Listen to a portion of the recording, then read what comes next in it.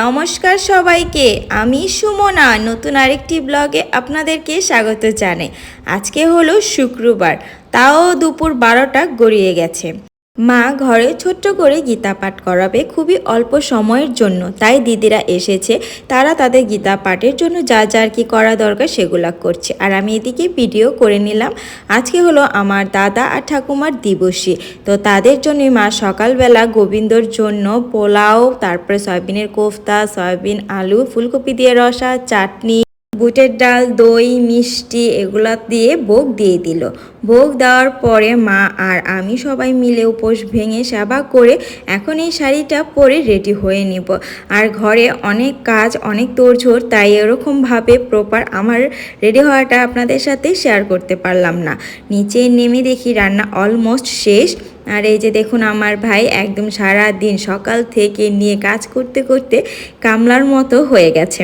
ওই যে ওইদিকে আমার জ্যাঠাতো ভাই, তো ও ভিডিওতে আসবে না তাই চলে গেছে। এর তো মা আর ওইদিকে বাবা সব কিছু তদারকি করছে, কারণ অনেক বড় একটা অনুষ্ঠান, এত মানুষের খাবার দাবার রান্না করার আয়োজন করার তদারকি যদি ওরকম ভালো না হয় তাহলে তার কিছুই ভালো হবে না।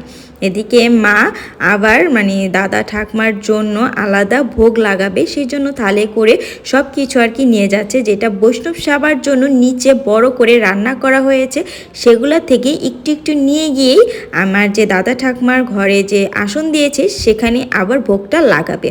এদিকে লাবড়া করেছে, তারপরে হলো শুক্তার ডাল, পায়েস, চাল ডাল, চাটনি এগুলা করেছে, আর করেছে অন্ন দিয়েই এবার বৈষ্ণব সেবার আয়োজনটা করেছে। এই তো চলুন এখন একটু বাড়ির দিকে যাওয়া যাক, জেঠুদের দুয়ারে বড় করে গানের যে আয়োজন করেছে সেখানে একটু গিয়ে নমস্কারও করব, কারণ সারাদিন এত ব্যস্ত ছিলাম ঘর সামলাতে গিয়ে, তারপর পুজো তোড়ঝোড় করতে করতে আর এখানে আমার নামা হয়নি। আর এই যে সোনাইয়ের বাবা এখানে বসে বসে গান শুনছে, তা আমি গিয়ে একটু ভিডিও করে নিলাম, তারপরে গিয়ে একটু নমস্কার করলাম, কিন্তু গান আর সেরকমভাবে শুনতে পারিনি।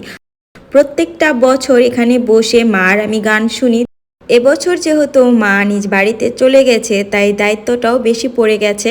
আগে তো আসতাম বাসা থেকে, তাই অতটা দায়িত্ব ছিল না, এত প্যারাও ছিল না, কিন্তু এবার মা ঘরে নিজে সব কিছুর আয়োজন করেছে, তাই ওরকম করে আর গান শোনাটা হলো না। আর এই যে এখানে দাদা ঠাকমার ভোগ লাগিয়ে দিল, আবার যা যা দিয়েছে, হ্যাঁ এখানে আবার লুচি আর লাবড়াও করেছে, লুচিটা ঘরে করেছে তাই এটা শেয়ার করা হয়নি। তো এই তো যা যার কি রান্না করেছে সব কিছু এখানে দুইটা ভোগে লেগেছে, একটা হলো গোবিন্দর জন্য, আরেকটা হলো দাদা ঠাকুমার জন্য ভোগ। এই তো গেল ভোগ। এখন এই যে রাধা গোবিন্দটাকে একটু ভালো মতো আমি একটু দেখিয়ে দিলাম। আর হ্যাঁ, আমি সাজিয়েছি, কেমন হয়েছে অবশ্যই কমেন্টে জানিয়ে দিবেন। সন্ধ্যা হয়ে গেছে, এখন এই তো ভক্তরা সবাই সেবা নিবে, তো তার জন্য এভাবে সিরিয়াল মতো বসে গেছে, আর সবাই তো এখন এই তো দিবে। আর ওই যে সোনাইয়ের বাবা প্রিপারেশন নিল সবাইকে সেবা দিবে, সেজন্য এখানে দাঁড়িয়ে আছে। তো আমি এখানে বেশিক্ষণ থাকতে পারিনি, আমি আবার ঘরে চলে গেছি, কারণ ঘরে যে ভোগ দিয়েছে সেখানে সবাই এসে নমস্কার করছে, তার জন্য ঘরে আমাকে থাকতে হলো।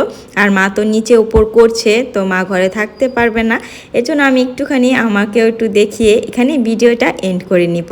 আর এই যে দেখছেন পিচ্ছে আমার বাস্তি, ও আমাকে ভিডিও করতে দেখে ও ভাবছে যে আমি ছবি তুলবো, তাই ও আমার সাথে আসছে যে পিসিমণি আমি ছবি তুলবো, আমাকেও না। আমি বললাম আচ্ছা আয় এখানে দাঁড়া, আমি তোর ছবি তুলে দিব। ভিডিওটা ভালো লাগলে একটা লাইক, কমেন্ট অ্যান্ড শেয়ার করে দিবেন।